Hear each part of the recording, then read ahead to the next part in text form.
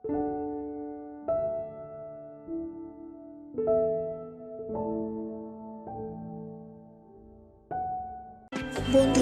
তোমরা সবাই কেমন আছো? আজকে তোমাদের সাথে মজার একটা গল্প শেয়ার করব। আমাদের চ্যানেলে স্বাগত। চ্যানেলটি সাবস্ক্রাইব করে ভিডিওতে লাইক, কমেন্ট ও শেয়ার করতে ভুলবেন না। আপনাদের মতামত কমেন্টস বক্সে লিখুন এবং নতুন ভিডিও পেতে চ্যানেলটি সাবস্ক্রাইব করে আমাদের সাথেই থাকুন। ধন্যবাদ সবাইকে। গাড়িতেই ঘোরাঘুরি হলো বিকেলভর। আমি মুখ গোমড়া করে একা পেছনে বসেছিলাম, আর ফারিয়া ভাইয়ার সাথে কথা বলছিল। ভাইয়া লুকিং গ্লাসে আমার দিকে দেখেছে একটু পর, কিন্তু তা আমি বুঝতে পারিনি। ভাইয়া আইসক্রিম পার্লারে ঢুকলো আমাদের নিয়ে। আমার যেহেতু এটা পছন্দ আর আমি কিছু খাইনি বের হওয়ার পর, তাই ফারিয়াকে সেরা রেস্টুরেন্টে খাইয়েছে। আমি চুপ করে বসেছিলাম। ভাইয়া খেতে বলেছিল, আমি খাইনি, ভাইয়াও খায়নি। আইসক্রিম খেতে এসে ফারিয়া ফোন টিপছে। ও আইসক্রিম খায় না। আমি তবুও একবার খাওয়ার জন্য ডাকলাম, এলো না। ভাইয়া আর আমি বসলাম। ভাইয়া খাবে না, কিন্তু আমার সাথে বসেছে। আমি খাওয়ার মাঝে ফারিয়ার দিকে তাকিয়ে ভাইয়াকে এই প্রথম নিজে থেকে খাইয়ে দিতে গেলাম। ভাইয়া বিস্মিত হয়ে আমার দিকে তাকিয়ে আছে, আইসক্রিম মুখে নিচ্ছে না। আমি বিরক্ত হয়ে বললাম, এমন হা করে তাকিয়ে আছেন কেন? আমার হাতে কি খেতে চান না? ফারিয়া আমার দিকে তীক্ষ্ণ নজরে তাকিয়ে আছে। ভাইয়া আমার কথা শুনে আমার হাত ধরে আইসক্রিম মুখে পুরে নিল, আর অবাক সুরে বলল, উষা, আজকে কোন দিকে সূর্য উঠেছিল বলো তো? আমি কপাল কুঁচকে তাকিয়ে বললাম, কেন? তুই নিজে থেকে আমাকে খাইয়ে দিচ্ছিস। এই পাবলিক প্লেসে জোর করা ছাড়া এটা কি সম্ভব? আমি কপাট রাগ দেখিয়ে বললাম, আপনি ফাইজলামি করছেন কেন? ফাজলামো কোথায় করলাম? আমি সত্যিই অবাক, আমার এমনিই মনে হলো তাই। এত অবাক হওয়ার কি আছে? বলেই নিজের মুখে আইসক্রিম পুরে আর চোখে ফারিয়ার দিকে তাকিয়ে দেখলাম রাগে তকিয়ে আছে। আমি ডোন্ট কেয়ার ভাব নিয়ে ভাইয়ার হাত ধরে বললাম, খাওয়া শেষ, চলেন। ভাইয়া হাতের দিকে অবাক হয়ে তাকালো। ভাইয়া চমকের উপর চমক খাচ্ছে। আমাকে সাথে নিয়েই বিল দিল। এবার ফারিয়ার আগেই আমি সামনে বসে পড়লাম। এটা দেখে ভাইয়ার মুখে হাসি ফুটে উঠল। আমি ফারিয়ার মুখের দিকে তাকিয়ে আছি। ফারিয়া আজ সাদা শার্ট আর কালো লেডিস প্যান্ট পরে আছে। ফর্সা মুখ রাগে লাল হয়ে এসেছে। উষা, এখানে তো আমি বসেছিলাম, তুমি আমার জায়গায় কেন বসলে? আমি বললাম, এটা আপনার জায়গা আপু? What do mean? আসার সময় তো আপনি বললেন এটা আমার জায়গা, সব সময় আমি বসবো। এখন তাহলে আমার জায়গাকে নিজের বলে দাবি করছেন কেন? ফারিয়ার থোতা মুখটা ভোতা হয়ে গেল নিমেষেই। কটমট করে পেছনে গিয়ে বসলো। আমি এতগুলো কথা বলে নিজেই অবাক হয়ে বসে আছি। ভাইয়ার দিকে তাকিয়ে দেখি আমার দিকে এক দৃষ্টিতে তাকিয়ে আছে।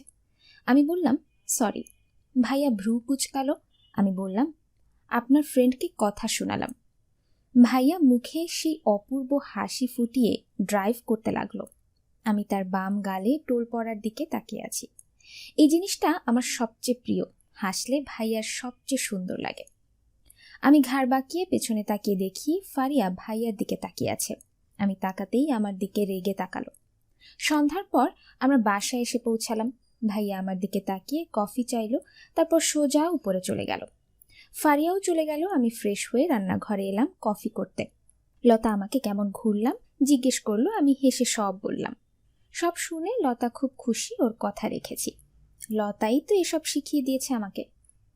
ওই লাক সাহেবের বেটির মুখটা তখন দেখার মতো হয়েছিল, তাই না উষা? এখন থেকে আমার কথা শুনে ওই ছেড়িরে শিক্ষা দিবি, বুঝছিস? তোকে অপমান করেছে তাই না? দেখিস আমি কি হাল করি ওর। তুই শুধু আমার কথা শুনবি। ভাইয়া যদি রাগ করে, দূর, এসব যদি ভাইজান জানতে পারে না, ওই লাক সাহেবের বেটির কি হাল করবে আল্লাহ জানে। তার থেকে আমরা কমই করছি। তুই তো ভাইজানকে বলতে পারবি না চাচির ভয়, তাহলে এসব শুনবি না কেন? আমি কিছু বললাম না। কফি হাতে উপরে এলাম। ইলাপুর সাথে দেখা হলো, আর ফট করেই হাত থেকে কফি নিয়ে এলো। এটা আমি খাই, তুই আরেকটা ইহানের জন্য নিয়ে যা। আমি থ মেরে দাঁড়িয়ে রইলাম। নিচে এসে রান্নাঘরে যাব, ফারিয়া টেনে আমাকে নিয়ে বলল, but are you doing too much? আমি কি বেশি করলাম? ইহান তোমাকে ভালোবাসে না, তোমার প্রতি এটা শুধু আকর্ষণ মাত্র। আমি চলে এসেছি, দেখো ও এখন আমাকে ভালোবাসবে। আমি তো শুনেছি ভাইয়া আপনাকে ভালোবাসতই না কখনো। কে বলেছে ইহান আমাকে খুব ভালোবাসতো? সত্যি? ফারিয়া থতমত খেয়ে গেল।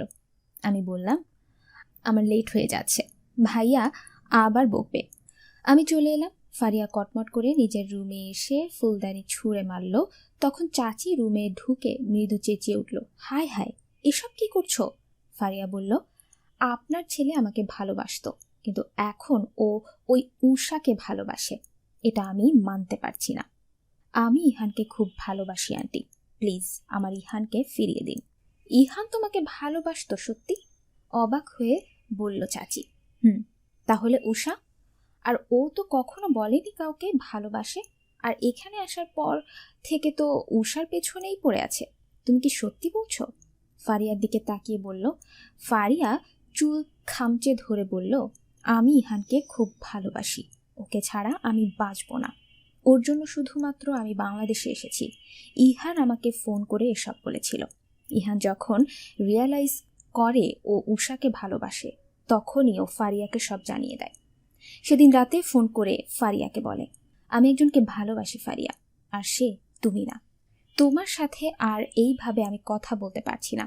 এতদিন হয়ে গেল, কিন্তু আমি তোমাকে এখনো ভালোবেসে উঠতে পারিনি। তোমাকে একজন ভালো বন্ধু ছাড়া আমি এর চেয়ে বেশি কিছু ভাবতে পারি না।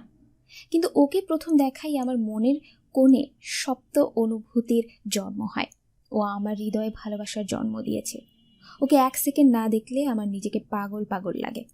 ওর কিছু হলেই আমার ভেতরটা ছারখার হয়ে যায়। ওকে আমি খুব ভালোবাসি। তুমি প্লিজ আমাকে ভুলে যাও। এতদিন হলো বাংলাদেশে এসেছি, দূরত্ব ও আমার তোমাকে মিস করায়নি। আমরা এক হলে কেউ সুখে থাকতে পারবো না। আমি তোমাকে মন থেকে ভালোবাসতে পারবো না। নিজের জীবন নতুন করে সাজাও, পাগলামি করো না, নিজের ক্ষতি করো না। তুমি তোমার ফ্যামিলির একমাত্র সন্তান। নিজের মম ড্যাডের দিকে তাকিয়ে নিজেকে নতুন করে সাজাও। নতুন কাউকে নিজের জীবন সঙ্গী করো, তাকে ভালোবাসো। আমি তোমার সাথে সারা জীবন কথা বলবো, ফ্রেন্ড রাখবো। আমরা ফ্রেন্ড হয়েই থাকবো। এত সব কথা সেদিন বলেছিল। ইহানের কথা শুনে ফারিয়া হতবম্ব হয়ে গিয়েছিল। অনেক কিছু বোঝানোর চেষ্টা করে, কিন্তু পারে না। মম ড্যাড ফারিয়ার কথায় উঠে বসে। তারা পর্যন্ত ফারিয়াকে সেদিন বলে, ফারিয়া তুমি ওই ছেলেটার জন্য অনেক পাগলামো করছো। আর না, ও নিজের দেশে চলে গেছে, ভালো হয়েছে। ওকে ভুলে যাও, তোমার জন্য আমরা ছেলে দেখব। নো মম, আমি ইহান ছাড়া আর কাউকে বিয়ে করব না। ও তোমাকে ভালোবাসে না। আমি ইহানকেই চাই, আমি বাংলাদেশ যাব। ফারিয়ার বাবা মা মেয়ের এই আবদার রাখেন না। তারা